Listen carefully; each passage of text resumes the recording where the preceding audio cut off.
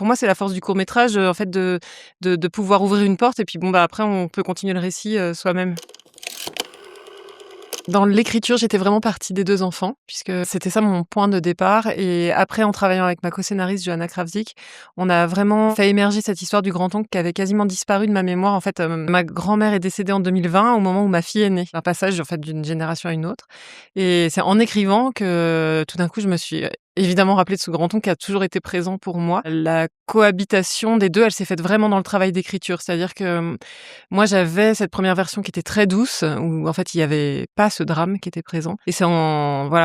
travaillant avec Johanna qu'on s'est dit: «Mais en fait, ce serait d'autant plus, fort qu'il y ait quelque chose, voilà, qui émerge de cette douceur» et on a essayé, voilà, d'avoir un travail un peu en trompe-l'œil. C'est-à-dire que tout le début soit très, très, très doux et puis, bah, progressivement, comme si on grattait, un vernis, voilà, dans un tableau puis qu'on découvrait la couche, qui est en dessous.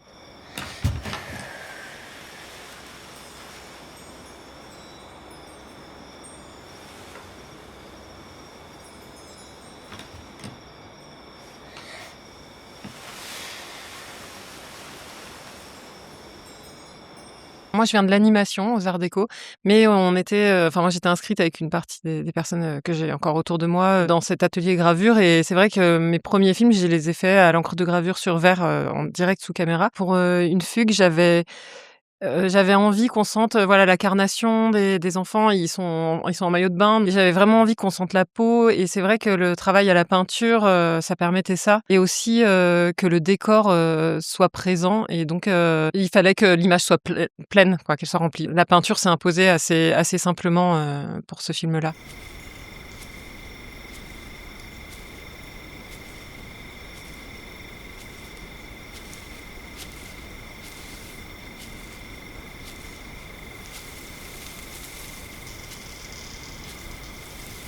Pour mes précédents films, souvent la musique est présente, parfois en amont même du montage et là, avec Pierre Oberkampf, le compositeur, on s'est rendu compte qu'en fait, cette habitude qu'on avait pris de faire, préexister la musique, quasiment,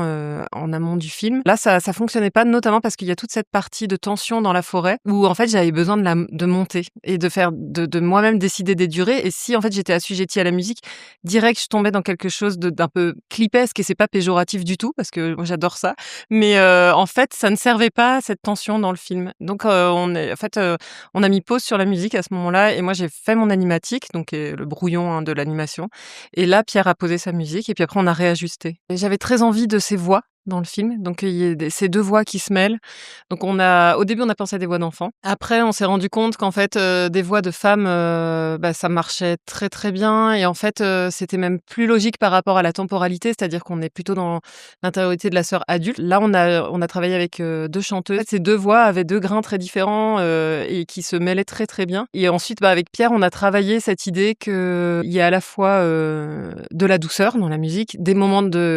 presque de cri, en fait, dans les voix et que le chant de la fin soit très doux, très paisible parce qu'en fait, il y a une forme de réparation aussi dans le fait de revivre à chaque fois ce moment. En fait, pour elle, il y a à la fois la douleur et à la fois la douceur dans cet espace où elle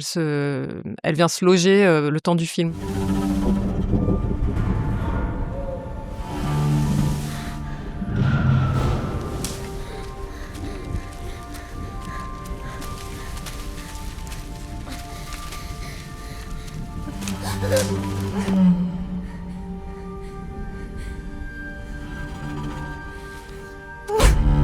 Oui, pour moi, la forêt, c'est le lieu de la mémoire, c'est-à-dire que c'est à la fois, l'écrin, de son souvenir parce qu'elle sortait la nuit avec son frère, peut-être dans cette maison qui est peut-être une maison de vacances, en fait, on sait pas trop, mais qui voilà, elle a ce souvenir de l'été avec son frère, où il sortait discrètement la nuit, voilà, sans réellement fuguer, mais voilà,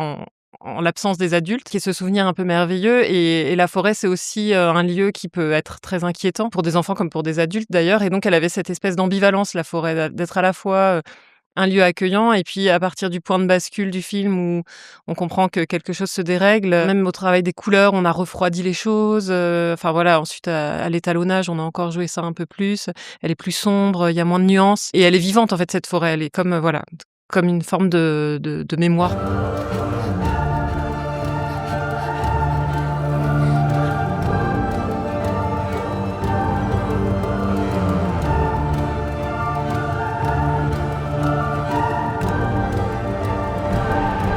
L'animation, c'est une technique de narration, mais